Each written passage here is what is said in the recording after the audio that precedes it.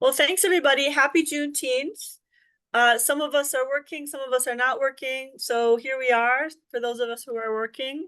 And I'm coming to you from St. Louis, by the way. And I'm so glad that you all are here. Um, this is a really important time for a lot of people. And I'm sort of calling this the survival guide because there are reporters who don't usually cover politics, and yet they are now covering politics, or it's coming into their beat. And if you're Katarina, you finish a legislative session, and now you're you're going right um, into national politics, and it's crazy. So I thought we would do this and just have a discussion. So I'm going to go ahead and introduce folks. And I'm going to start with Ryland since he's last name begins with B. Ryland, if you want to wave. Ryland is senior editor for the States team on NPR's National Desk. Ryland, are you still based in Louisville? I'm still in Louisville. Yep. Excellent. So he works with reporters across the country covering government and policy on the state level, especially. Before that, Barton was the managing editor for regional collaboratives, the Kentucky Public Radio, and the Ohio Valley Resource. Let's see, we got Barbara Rodriguez is the state politics and voting reporter for the 19th. If you're unfamiliar with the 19th, it is a relatively new news outlet. It really covers a wide spectrum of policy and other topics from sort of a gender frame. It's a great read, a great to follow. Barbara covers state politics and voting. She most recently worked at the Des Moines Register, and she's still based in Des Moines. This is a very Iowa-centric panel, which I love. She also worked for the Associated Press. Ty Rushing is the chief political correspondent for Iowa Starting Line. It says in your bio that you're a trailblazing veteran Iowa journalist. Ty, I don't know if you wrote that or someone wrote it. He's also an Emmy-nominated filmmaker, and he's co-founder and president of the Iowa Association of Black Journalists. And Katarina Sostaric is the politics reporter for IPR, well, state government reporter for Iowa Public Radio, IPR. She previously covered Eastern Iowa for IPR, and she's worked in Alaska as well. So that's pretty crazy. She also worked at KBIA in Columbia. Whenever people work in Alaska, I'm super impressed with that. So I just wanted to start off, and my first question is going to be about where your head is right now in terms of your sense of your beat and what you're focusing on. And I'm going to start with Barbara. Sure. Can you hear me okay? So like you said, I cover state politics and voting, which is pretty broad as it relates to discussions around elections. And so for me, I'm sitting with the fact that I've covered several election cycles at this point, and what does it mean to highlight, what constitutes sort of problems in a lead up to an election? How do you approach a topic from a solutions-based framework, possibly? How do you think about the people who are attempting to solve problems or attempting to figure out the solutions to things that we have as journalists repeatedly written about? So that's where my head's at a little bit. Voting accessibility is a huge topic right now in the lead up to the election. So I'm thinking a lot about what it means to write about barriers to the ballot and how I can inform readers, especially in a national newsroom. How can I inform readers about what they need to vote, basically? I am going to go to you next. What are you thinking? What are you interested in? So I'm kind of ramping up my coverage on our congressional races. A lot of those, campaigns were trying to get in touch with me during the state legislative session. And it's like, no, I don't have time for you right now. I'm sorry. Once we get out of session, I will put more time and resources into you. But I'm kind of a one-man full-time politics reporter for our team. So yeah, now that is over with, I'm going to do a little bit more focus on the 4 congressional races that we have here in Iowa. And then because, we got a lot of state house races, I'm going to focus in on some of the bigger ones, more notable ones, in really contested areas like the Des Moines suburbs are just like a battleground still in an increasingly red state. So a lot of those races draw a lot of interest and a lot of money. So I kind of want to focus on that. And then I always love telling the money parts of political reporting as well. Like, my biggest goal is to inform our audience about the people who are trying to represent them. But like, I always like to say, like, hey, here's where the money's coming from too. Like, I love following the money. Like, that's one of my favorite things to do with political reporting, like of all levels. I Excellent. mean, it's been really, even at city council and school board levels, you're seeing more money going to these races. That's a good story for other beats, by the way. Katarina, like Ty, you just came through the legislative session in Iowa, which is always fast and furious. They seem to pass stuff, the governor signs it, on to the next. And then you're now, like Ty, pivoting to this different kind of politics coverage. What are you thinking? Where's your head? Yeah, there's, well, similar to what Barbara was talking about with voting, Iowa had some major voting law changes a few years ago. And so this will be the first presidential election with those in effect. And so I'm just kind of starting the process of talking to people about how that's been going, particularly speaking to people with disabilities, because that was one of the big arguments against these changes, is how they would impact people with disabilities. And in addition to that, we have a major Iowa Supreme Court ruling coming up on abortion rights. And so just seeing what happens with that and how that ends up playing out in the election. And also just immigration being such a huge issue. And with Iowa having passed an immigration law that's now on hold by a court order, and just kind of what politicians are saying about immigration, if the law, if what they're saying and what they're doing really line up, and fact checking some of their statements about that. And Ryland, you have your sort of hands in two worlds in a way, because you are coming from a state's perspective, working for a national network. Like, what are you looking at in the states as part of the larger picture of this election year?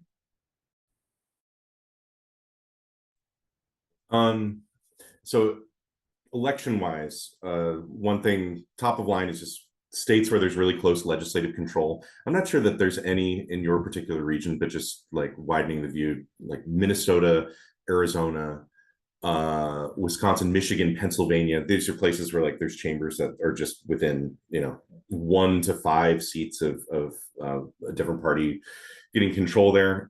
Granted, like even in places where there's not that kind of top line level to cover the race, there's still plenty to cover. I think especially in states where there's supermajority control of particular chambers, there's right now, I don't know, it's been happening for the last couple of years. There's this kind of like battle over the soul of the party type stuff going on. So say with Republicans, it's kind of the Chamber of Commerce-y type Republicans, and then like the more insurgent, like liberty wing of the party that's trying to wrest control. I think that almost every legislature has this battle going on right now. And going into elections, a lot of those will play out, even when you're drilling down to individual legislative races. But then after that, what's the fallout of this when we're actually talking about leadership elections going into like next year's legislative sessions? I think that's kind of like the one of the election narratives I'm watching right now. Also, states that have abortion rights on the ballot this year. So say possibly Missouri, right? I don't think the signatures are quite in or counted yet there to have it on the ballot, right? But those states, it's going to be really interesting all this year to see how those influence the other races that are on the ballot. Obviously, the political fights and the ad campaigns and the get out the vote efforts that are going to happen around that, the education efforts to have people understand what's even on the ballot, I think is going to be really interesting. So I think there's a few things, and overall it's just, so much of my attention, I think a lot of the folks' attention in this call is about, state government, local government. This is actually where a lot of the rubber hits the road when we're talking about politics, we're talking about policy in this country, especially in this time. And like Congress, like literally is not doing a lot. So, we've seen over the last few years from abortion to immigration. So say like what Katarina has been covering this week with the court case there that struck down the Iowa immigration law. Like all those things are happening in a handful of states right now that are going to really determine how this is handled across the country. So there's so much action at the state level right now, and there's so much need to cover it and get people aware of it, because as I'm sure you've all seen, this is a lot of people just don't know who these figures are. A lot of people don't know who these politicians or what these policies are, because they're paying attention to what they're watching on national news, and this stuff doesn't always trickle up. That's true. It used to be all politics is local, and that certainly is not the case anymore. Barbara, I want to turn to polling, because this is now when we start to get hammered with a lot of polls. NPR does polling, CNN does polling, everybody does polling. Do you personally, as a reporter and or the 19th, have a way that you think about polling as it informs your work? Not even just as a story in itself, the results, but how do you approach polls? So we cover certain polls. I think one of the most important things a newsroom can do is try to determine the methodology of a poll and see if it aligns with a newsroom and whether that's something that you want to report on. And so obviously, I just think it's important a reporter and an editor or a newsroom have a plan in place as it relates to polls and providing that information to readers. And so, does that mean it's the lead of the story? Does it mean that it's the subsequent secondary piece of information to a story? Whatever that is, make a plan. And I would argue also have some type of mission statement in place as it relates to why you may or may not cover a poll. I think one of the things that we as an industry have to work on is trust building, and a lot is clouded in how polling is communicated to the public. And so if you're gonna use polling for whatever reason, be clear in that reporting about, like I said, the methodology of it, and also kind of why that's an important aspect of your coverage. Start having, one of the things that I feel like I really want to emphasize in this conversation today is just the importance of talking to your readers in whatever fashion that might be, a mission statement, some kind of online engagement policy of whatever fashion. Just figure out how you're going to tell them what you're writing and why. And so if you're going to cover polling, what polls are you going to ignore? Which polls are you going to focus on? And kind of go from there. Actually, that reminds me, I don't know, CJ, if you have it handy, but that example that you brought to KCUR, that was, I can't remember what the station was, that talked about FAQs. Here's what we're doing for election coverage. Here's why we're doing it. If you have that handy, if you put that in the chat, that would be great. I do think that's a really important piece of people, especially now when there's just so much noise. Ty, what is your personal sense of how you use polls, and does Starting Line have a sense of polling and how it's used? Yeah, honestly, we do not have a policy in place on polling, but like, I'm not huge on poll stories, to be honest with you. Like a lot of the times, especially national polls, like just don't have quite the pulse on Iowa. Now, the poll that I do respect and I will report on is the Des Moines Register's Iowa poll, because typically Ann Seltzer gets numbers that align pretty closely with, the candidate, like, the outcomes that happen after the election. So like that is one poll, like, okay, when I read every story that comes out about that, I pay attention to it. And that's a way to get a great sense and a pulse on issues with Iowans. So like that poll I definitely pay attention to, but most of the time, like I would rather talk to people and hear what they say about issues and what's important to them, or go to campaign events and, talk to people there or hear the candidates and things like that. Does your head ever get turned by a poll that's on a national level that is something you didn't expect, or shows something a little bit like that seems out of the narrative that's happening? Sorry, did you hear me? Yeah, no, you kind of cut off at the end. I was just wondering about it. Has there ever been a national poll, or is there a national poll that you kind of keep your eye on because they tend to hit things that others don't? You can think about it if you want. Not really. I think the close to home polls are a good bet for sure, in my opinion. Katarina, what about you? Yeah, similar to Ty. I wouldn't really use national polls for anything in my reporting, but definitely the Des Moines Register Iowa poll. can be very helpful, especially like, I'll use it if, because they pull on issues, obviously like abortion or immigration, specific policies that are passed at the state level. So, you know, if a prominent politician is like, oh, well, Iowans support this abortion restriction, then I might, you know, look at the most recent Iowa poll on that abortion restriction and say X% don't support it or whatever. So use that as like a fact check kind of. And then just if I'm doing kind of just like a more general state of the race type of piece, then I might throw in a Des Moines Register poll number with that as well. But I'm usually not just doing stories about polls. And Ryland, you're in a kind of a different situation because NPR takes the lead in polling but also reports on other polls. What is your feeling about the role of polling in coverage? And does NPR have a sense of how they use polls that everybody kind of follows? I don't know if I can speak to NPR's policy on this because I've been at NPR for 6 months, so I'm not like exactly sure about their policy around this. I can talk about how I've used it in previous, you know, as a political editor and reporter in the past.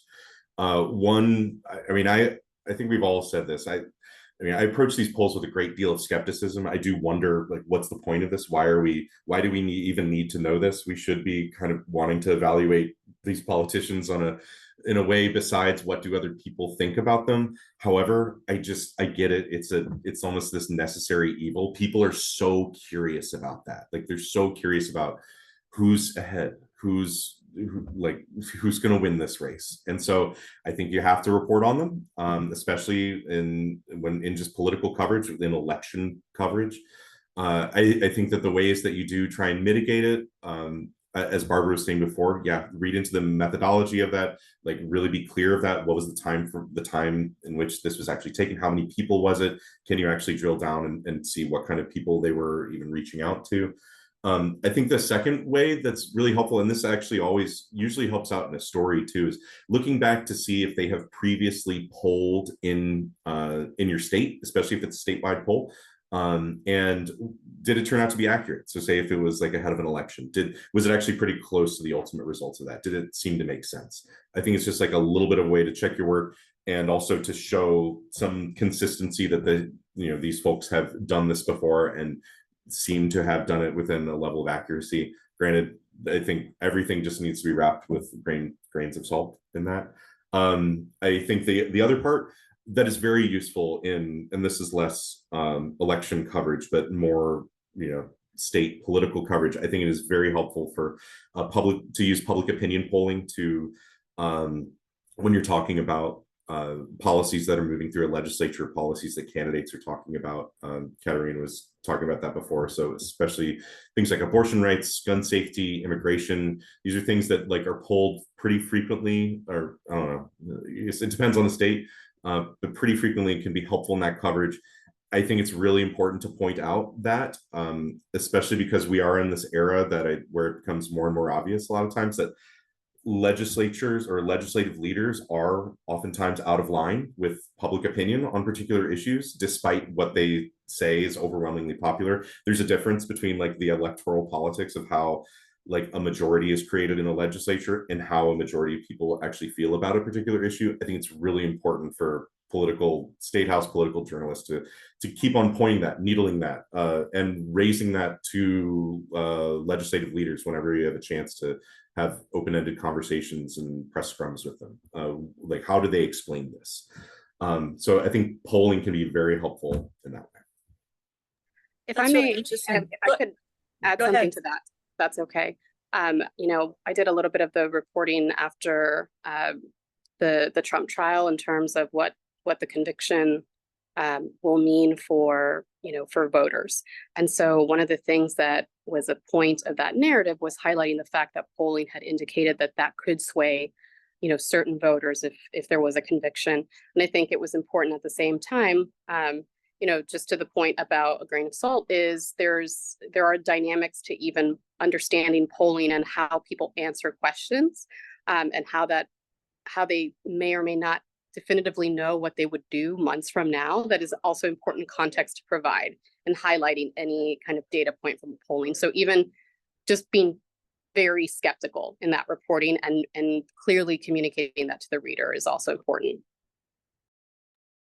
Yeah, that's a really good point. By the way, I forgot to say this. If anybody has any questions at any time, drop them in the chat, and we'll just do kind of an organic conversation. And if any of my panelists just want to jump in, just do that. That's absolutely fine. So I have another question for people who are not political or government reporters. What do you all read, listen to, view, that keeps you kind of where you feel comfortable that you know what's important, you know what's happening that's important to your beat, and or recommendations that you have for other folks? Barbara, why don't you go ahead?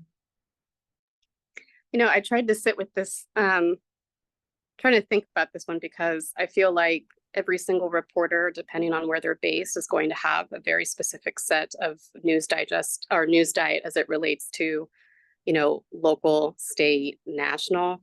And I know, again, as a primarily voting focused reporter, there are spaces that kind of help capture multiple headlines throughout the, you know, from the last 24 hours as it relates to voting access. I can be specific about it, but I also just know that I capture it.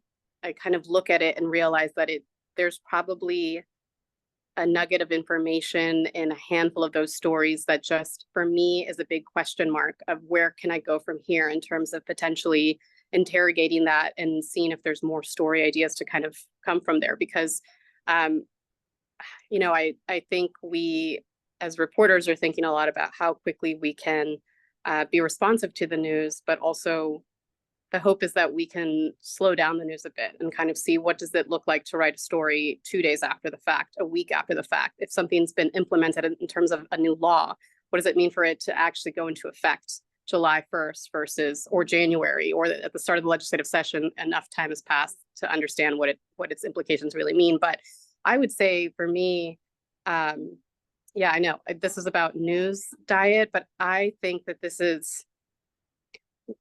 we tend to sort of get into an echo chamber sometimes in terms of thinking about, well, what are these potential kind of competitors or other newsrooms writing about?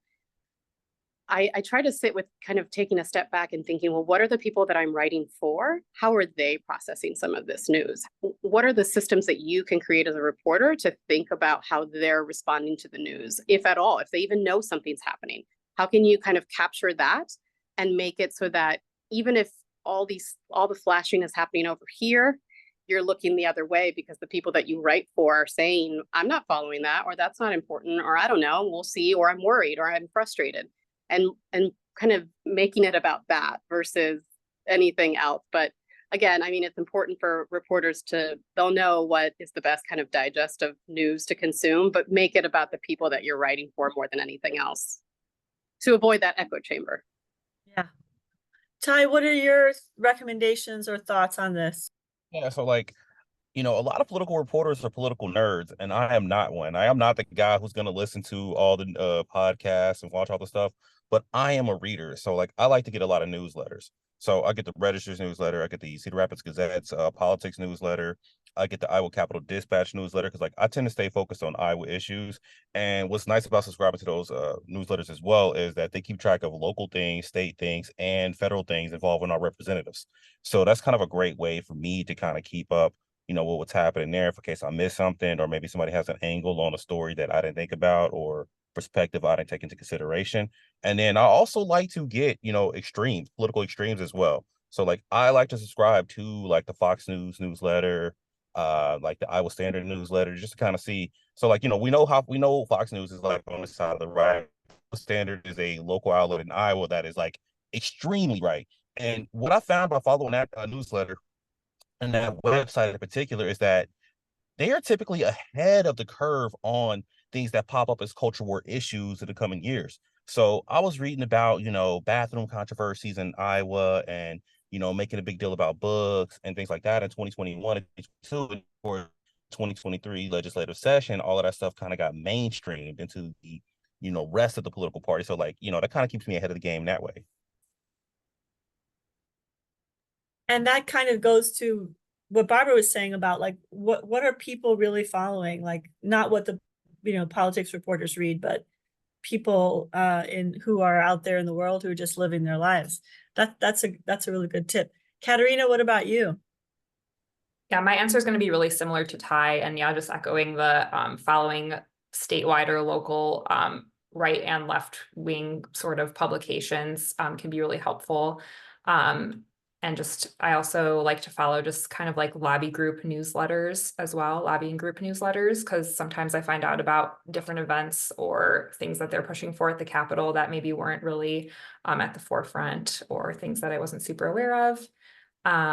And then also just like really small town newspapers sometimes, because just, well, in my capacity of covering the state house, sometimes there's state lawmakers who will say things at their local legislative coffee that they maybe wouldn't have said at the Capitol or didn't say at the Capitol. So finding things out about them that way too. I can't believe I didn't say local news, but yes, like to Katarina's point, yes, like local newspapers are a gold mine about that. I mean, we had a state representative this past year who admitted to his local paper that, he wants to use the voucher plan he voted for to fund his own private school. And, a lot of people didn't pick up on that, but the local paper did. And then of course, everyone else kind of piggybacked off of that story. And it was just like, he felt more comfortable with his local paper. And like Katarina said, like those folks will say things in the environment they feel more comfortable in. And then the association newsletters is good as well, because that's how I've been finding out about new private school development in the state is from the Iowa Christian School newsletter, where they tell you like, hey, we're expecting this many new private schools coming in 2025, and we're expecting this many in 2026. So again, that's just, just kind of a way to like get some good information. That's a good point. Ryland, what about you?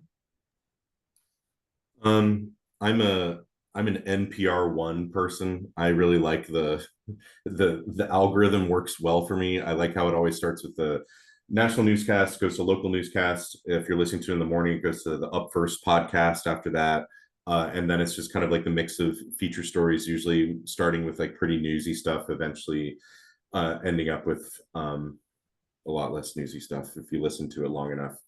That works really well for me. I'm a big Twitter list person.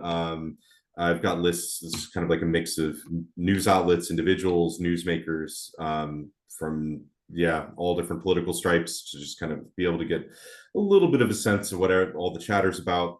It has certainly gotten a lot harder to use that method over the last year or so.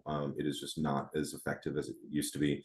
Got it. I'm like also an old school RSS feed person. I've got like a big, there's a program called Feedly, like where you can say find the RSS feed for like, so what I do is like anybody, any news outlet or NPR news outlets, state government, tag on their homepage. Just have, so Iowa Public Radio is one of them. KQED, just probably got like 60 different ones of them. So it just creates a feed of any story that is published there. And every morning I'm going through that for just reading what the news around the country, especially hopefully related to state government.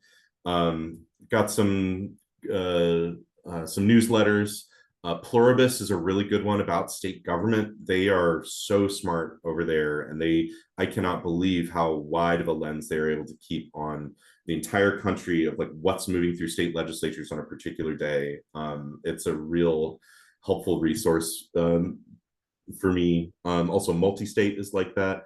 Follow some local newsletters, especially for our local NPR station here, Louisville Public Media. I read our local outlets, Lexington Herald Leader and Louisville Courier Journal here in Kentucky. I'm still very like, I don't know, that's where I live. It's like I'm most interested about what's happening in Kentucky.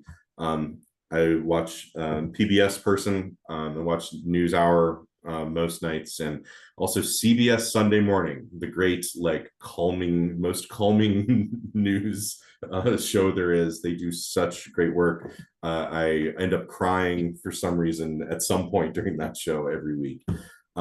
So yeah, I don't know, try to constantly be reading and listening to stuff. But again, that NPR1 is super helpful. As much as like I like to listen to the terrestrial radio, like the algorithm works well on that.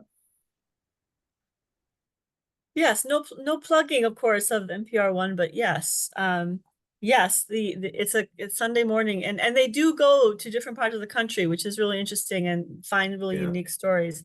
I wanted to just do a check. Does anybody have any questions? I have tons of questions, but I don't want to be the only one asking. So if you have a question, you can either raise your hand or you can pop it into the chat. It can be about journalism. It can be about how do you stay sane? Any of the above issues. Does anybody have any questions? Because I can, that's a good one. Thoughts on Vox Pops on election day? Anybody want to share on that?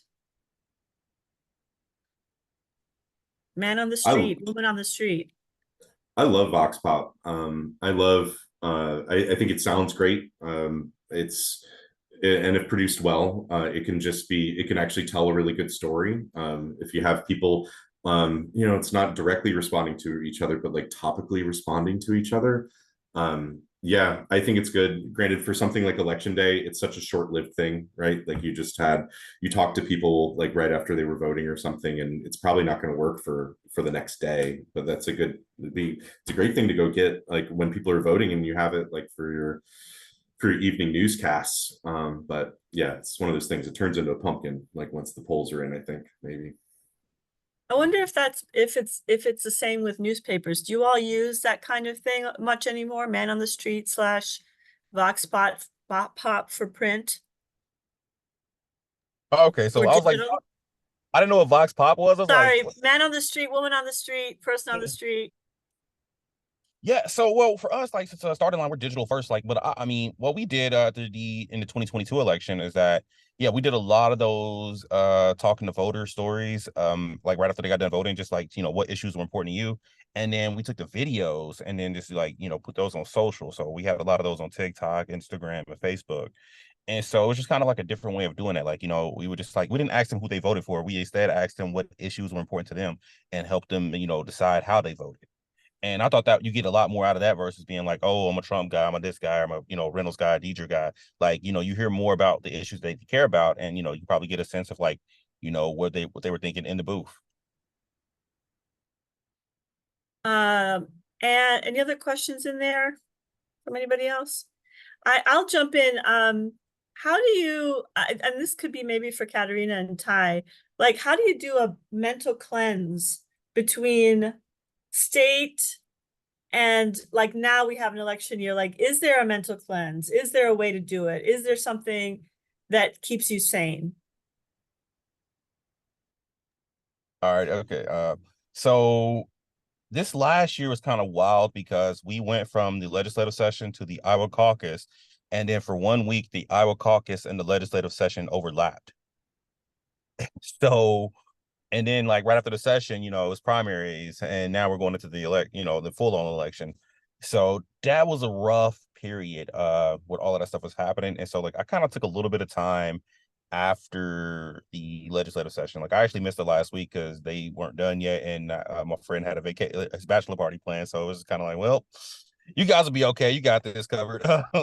And so, but yeah, taking a little bit of downtime to kind of like just get all of that off you and just have a little bit of break is nice, because like that felt like a gauntlet, like because typically after the legislative session you get a little bit of a break before you start getting ready for the elections, but it just like it felt nonstop.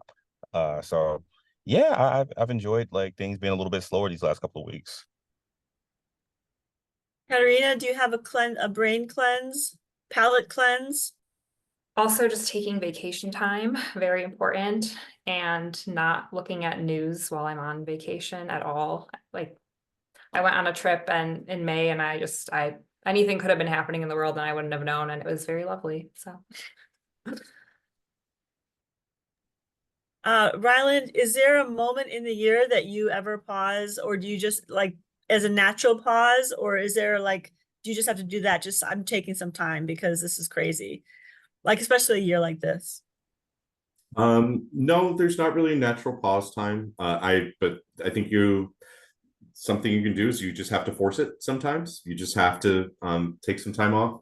I always try to advise like newsrooms or editors to like take special care of like folks who cover legislative sessions and also political campaigns, because like one goes into the other, right? Like you usually have a legislative session, then primaries start right after. And like, sure, there's kind of some summertime, but then like there's a fall campaign season. It goes right up into the legislative session.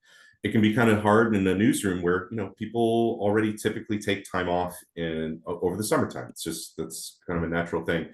But like there has to be some special attention, because like it's really the only time in which a political reporter can find any time, and like you have to prioritize to make sure that can happen. And it's really hard in a small newsroom where you have to juggle a lot of different competing demands. So yeah, you got to bank, because no matter what, you're going to have to work really hard during that, and then try and find that time afterwards. And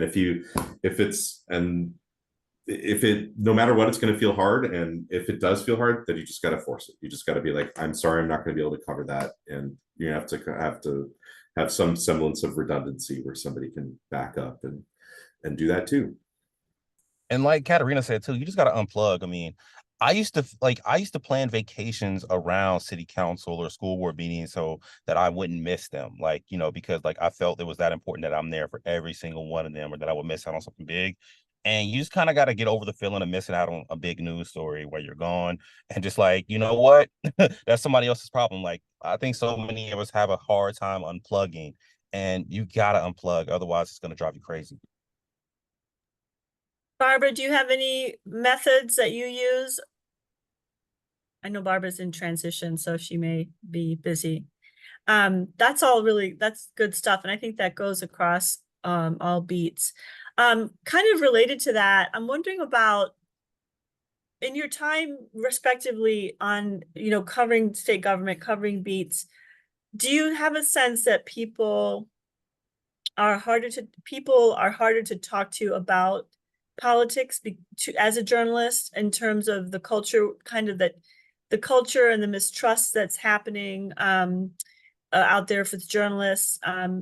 Do you find that to be challenging, or have you been disturbed by any situations in which you've been trying to talk to sources and you feel like there's tension there? There's even maybe anger toward you as a journalist.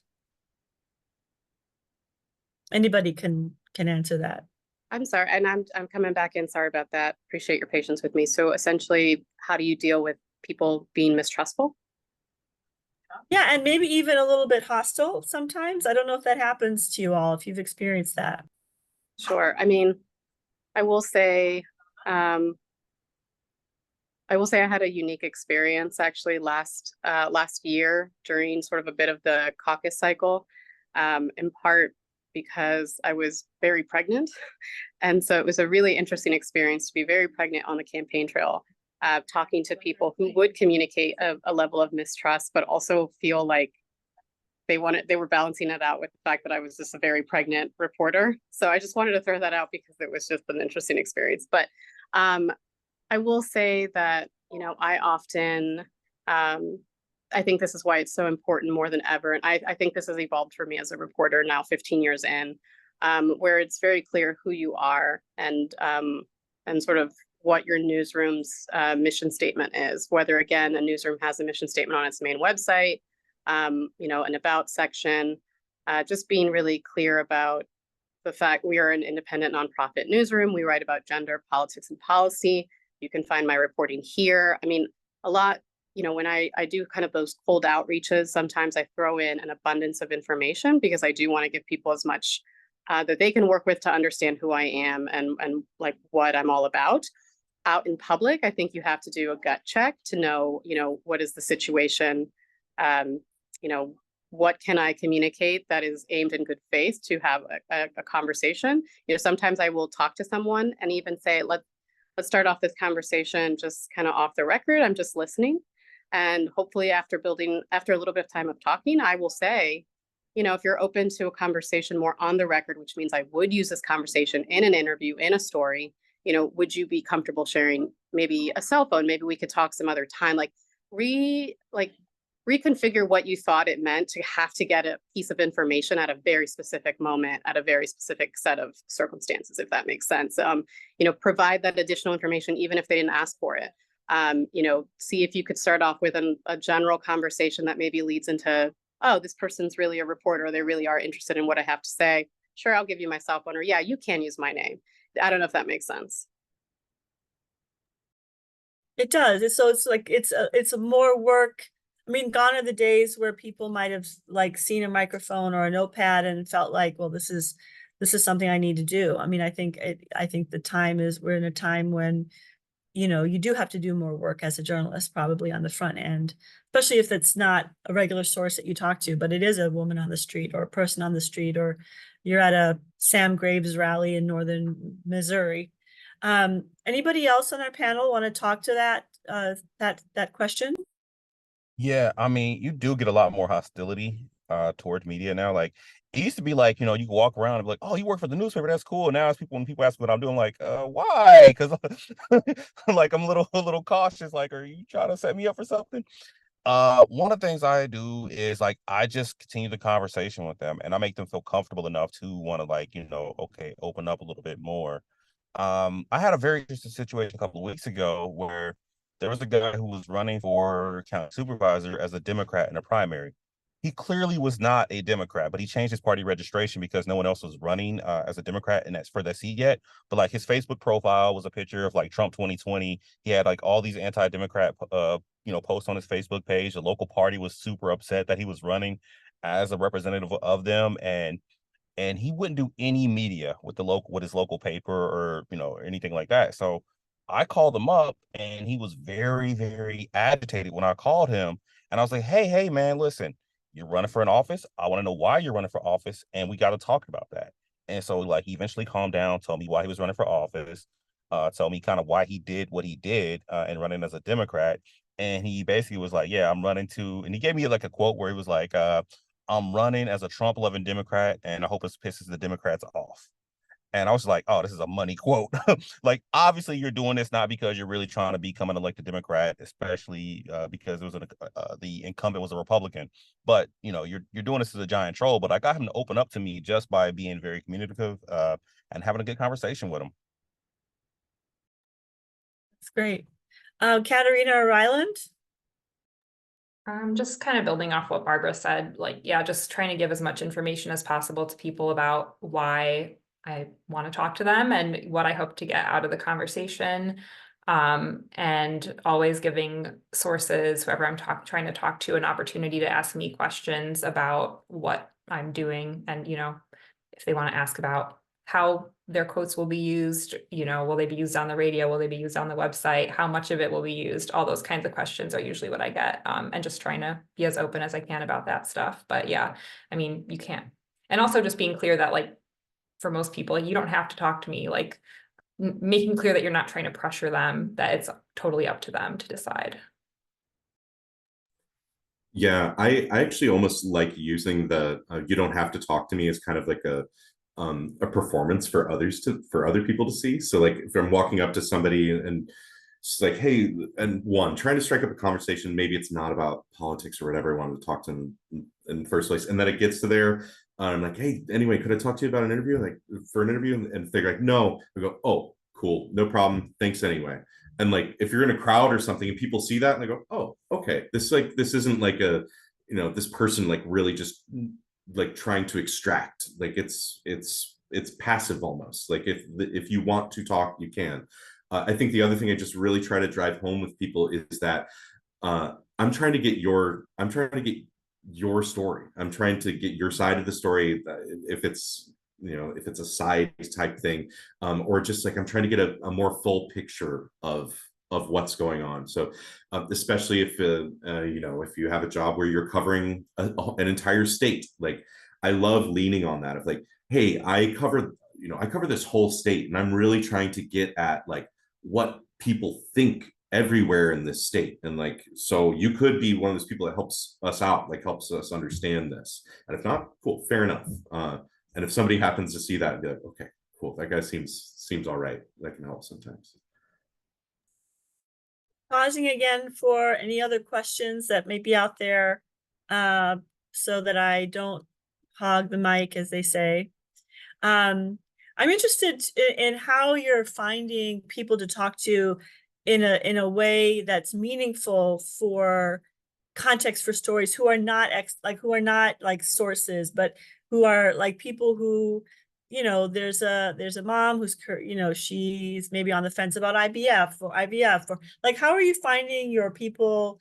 Especially, I guess I'll start with Barbara in terms of a national picture.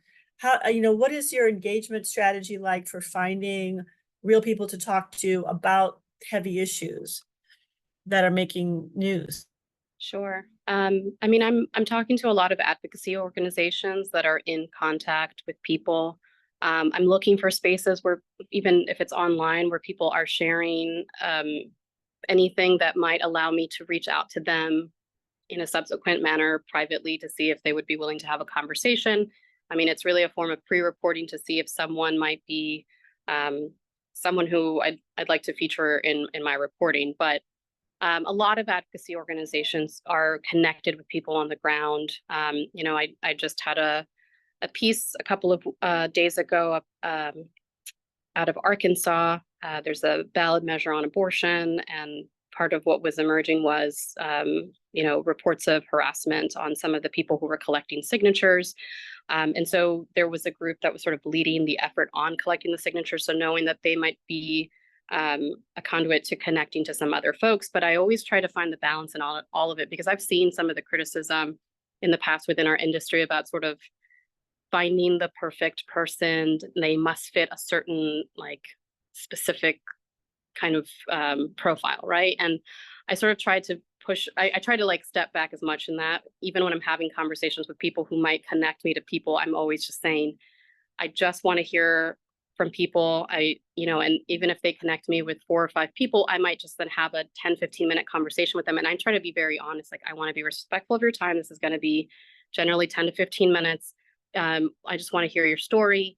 And it may or may not be a part of this reporting. It's incredibly helpful. And then just kind of see what comes together, basically. But, you know, just, you know, I sit with a lot of the balance of listening to people, because it takes a lot for them to share their stories. Oftentimes these are stories that are filled with some form of trauma or pain. And so being respectful of the fact that someone gave you their time to do that, even if it doesn't end up being a part of what's published, is a part of the story, and sort of sitting with that as well. So it's a lot of time though. It's a lot of energy too, especially if you've got a national audience. Does that mean you travel there? Does that mean these are phone conversations or Zoom conversations? Like, it's just a lot. So build in as much time as possible to know that you have to take that extra care. Ryland, I know that they've started sending some of the hosts out to different states, and I think it's a really interesting strategy. If you can give us a little peek behind the curtain. Aside from that, in your work, how is a national network going to try to take the pulse, if you will, without going to the diner, you know, or wherever it is, the brew pub, you know, like what are you doing or thinking about? I mean, I know you can ask member stations, hey, send us your Vox Pop, but you know, that may or may not be the most efficient way. Well, I'm sure that Don Gagne is going to end up in some diner. He always does every election year. Yeah, I mean, it's going to be reporters just going out trying to find to set up shop somewhere and try and talk to as many people as possible. I think that is like the one, you know, that is what makes the Vox Pop, the man on the street type stuff work, is if you cast a wide enough net, if you really do talk to lots and lots and lots of people. It's as close as you can get. That's the only way that you can do that. Otherwise, it's just, you know, you have one voice. That how representative is that? I think on the other part, like, actually, that is what shows do, and I think should do more of, is leaning on member stations and working with member stations to connect them with folks, because I think that is the times that NPR works the worst, really, is when they don't rely on people who are already on the ground, who already know the issues best, and they just kind of helicopter in and try and play themselves off to be experts as quickly as possible. So that's really like what I try to do through my job. It's like, hey, listen, let's like rely on the member station reporters and stations that who are already in place. Yeah, but I know that they've got I know they're sending folks to, you know, obviously the DNC, the RNC, and then there's I think they've identified 6 different swing states where like the shows between Morning Edition and All Things Considered are going to be setting up shop for I don't know, it's something like a week, several days. I think A. Martinez already went to Georgia. I can't remember Right. exactly. Yeah. We do have a question. Yep. Other than from me. I'm going to ask CJ to say your question out loud. It's a good one. I will just repeat what I wrote in the chat, which is how can we make audiences care about state legislative races? Yeah, I'd like to take a crack at that one. So for me, the biggest thing is tying the issues that the audience cares the most about to the candidates themselves. So in Iowa, we know it's education and abortion. Okay, if this person was already an elected official, how do they vote on these issues? Or if it's an open seat, how would either of these candidates voted on them? Do they support this? Do they not support this? Why? And get in depth with them about that. So like tying them to popular, you know, like big issues that people care about. So for Iowa, we know education is at the forefront of a lot of stuff that's happening right now. You know, we had a lot of things happen with education in the last couple of years, including book bans, like a slow dismantling of the special education system, just all kind of stuff that's happening here. And so, you know, find out where these candidates stand on those issues and talk to them about it and why they do or do not support that. So tying them directly to issues versus like the person, that's going to be the biggest way to do that. Who else wants to weigh in on that one?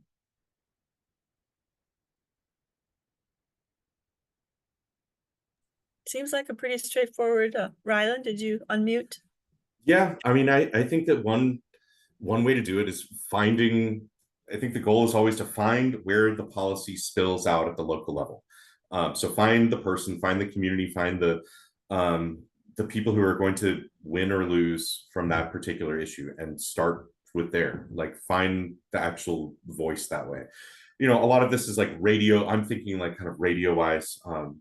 That's just a great entry point there, and bring it back to the policy, bring it and try to bring it back to start at its most local, and then bring it back to how we got here. Like who are the politicians, what are the power structures that like put this in place? I'm sorry, my headphones just started messing up.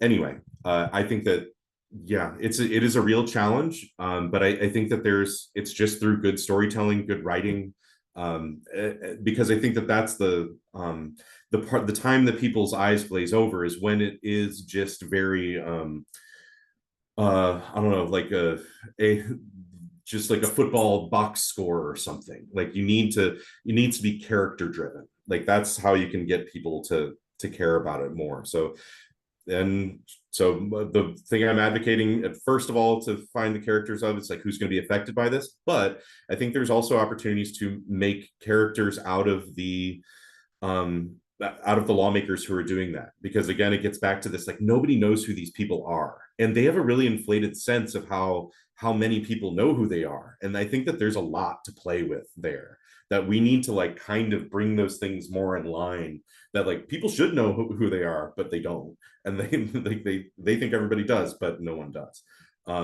So I think there's a lot of room there, and because there's a lot of different people pushing for a lot of different issues, so you can yeah, find the characters and start from there.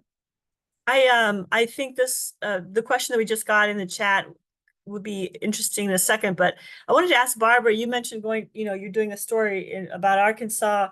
The things that happen on the state level are so much more probably closer to people's lives than what happens in Washington. How do you like get that across in your writing that it is really important to know what's happening and care what's happening on the legislative level?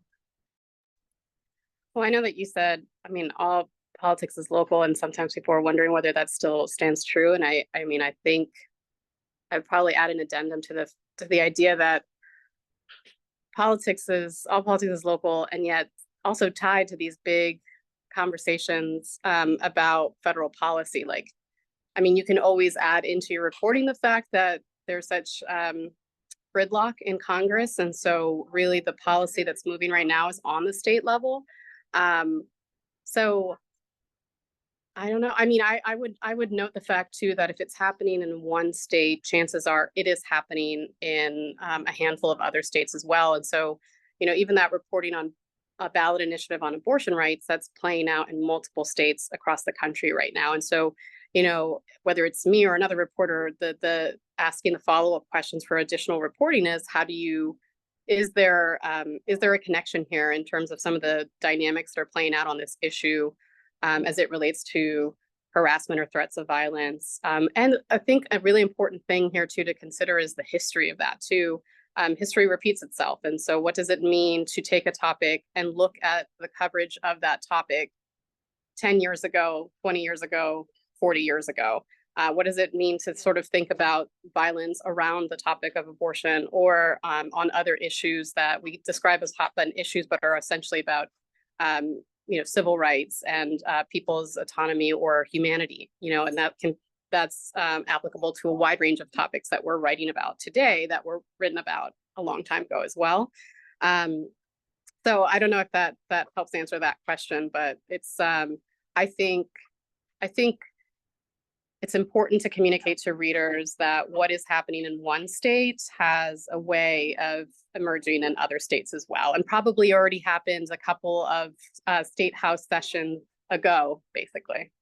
That's definitely the case in our region, because I feel like Iowa really starts the ball rolling, and then Iowa and Missouri, and then all of a sudden Nebraska is doing it the next year and Kansas is doing it. Elizabeth Rembert, do you want to pipe up and ask your question yourself, or do you want me to ask it? I can. Can you hear Great. me? Yes. You can? Okay, great. Sometimes I have mic problems. Yeah, I'm covering abortion in Nebraska, where we have two ballot measures happening, one that's trying to expand abortion rights and one that's trying to keep the current limits in place. And I guess just something that I've run into with my reporting is on both sides, like people say inflammatory things that to me veer into propaganda, and I try to stay away from that language. Or they make leaps of judgment, like they say, they kind of like snowball things and say, if we do this, then it'll lead to this, which I'm not sure is exactly true, if that makes sense. And so I've shied away from that. But at the same time, something that I think about when I'm putting my stories together or choosing like what quotes to include is like, this is how they're talking about it, and this is how they're getting their message across and trying to motivate people. So am I painting like an inaccurate, like watered down picture of what's happening? And I'm just curious, it's just something that I wrestle with, and I'm curious how people think about that in this issue or others.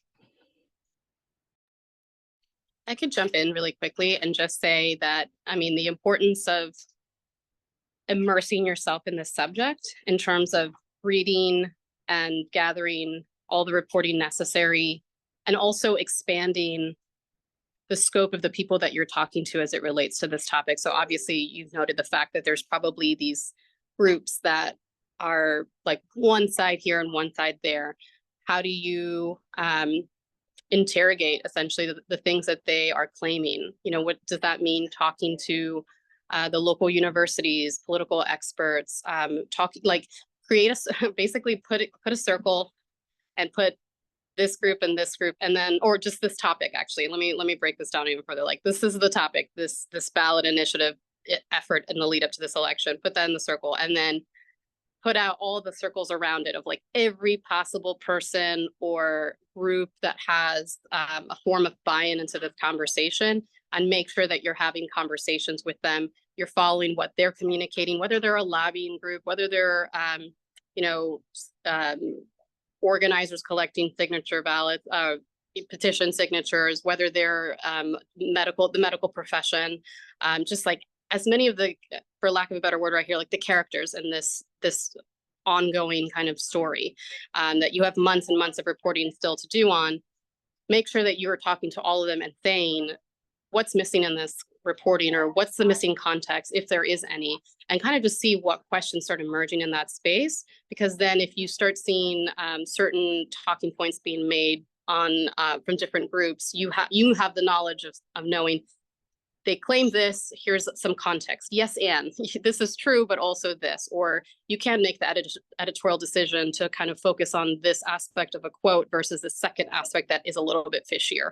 So just immersing and reading, and making yourself the expert on this topic, essentially. That's really great. We are out of time, but I have a lightning round for our, yes, thank you so much. Oh, Gregory, we have a moment if you want to say this out loud. We want to hear your voice. I don't know if I have a moment. I really appreciate everyone's insights as I fidget and make faces here on Zoom. I basically work in the Ozarks. There is not polling data. There's a lot of these resources you have don't exist on cities our size. So it's really reassuring because basically a lot of the practices you're talking about I pretty much do, but on a pioneer level. So I really appreciate it, everybody. Happy Juneteenth to all. And I'm going to jet. I got to get going. Thanks, Gregory. Okay, lightning round. This election is going to hinge on the economy or the culture wars largely. Ryland. I don't know. There's like both. It's a mix of both. I mean, I'll answer the question I want to answer. This election's really weird. There wasn't really a primary election for this whole time. It's like this one time in which there wasn't a primary on either side. So people are only just now kind of getting started with paying attention to the presidential election at all. So like, I don't think we really know, like this is really uncharted territory of like what this like presidential election looks like. And I don't know how it all affects after that. I do think the economy and culture war stuff influence a lot of that, but as we all know, like, it's like a few people in like a handful of states are actually going to determine the outcome of the presidential election for a lot of this. That's why we have so much opportunity here to cover things on the state and local level where there are actually a lot more things in play. We need to get people more aware of these folks and these issues that are passed through there. Sorry for my non-answer. Thank you. Ty, in Iowa, is it going to be about the economy or all these other things, the culture wars stuff? Yeah, first of all, Ryland, I went to too many Trump rallies and Tim Scott rallies for you to say that there wasn't a primary. All right, so I take offense to that, sir. I take offense to that. All right, me and Vivek Ramaswamy, we both take offense. So, so from what I gather from just talking to Republican voters and hearing from them, the economy and immigration are the biggest issues that they cared about, which is so wild that the southern border is a huge concern in Iowa, but it is what it is. Like all politics is national now. But those are the two things I heard the most about. Katarina. I don't know. I guess it's allegedly going to come down to the double haters and who they vote for, if they vote at all. I just think, Who are the double haters? Who are the double haters? The people who don't like Trump or Biden. Yeah. Interesting. So. And Barbara. I'm trying to sit with that because one, when we talk about what does it mean to say culture wars, we're talking again about people's humanity in a lot of ways in which how they're impacted in policy. And that is an economic issue for those people impacted and for their loved ones. And so if a trans person is unable to access care in a certain part of the country, that's an economic story for them as well. If a person can't access abortion in a certain part of the country, economic story as well. And so it's all intertwined, and it's on us as reporters to slow down the news a bit. So when flashy words are thrown out there, being able to stop and say, well, what does that really mean? And let's kind of dissect that a little bit and provide, slow it down and add clarity to the conversation. Thank you so much, everybody. Happy Juneteenth.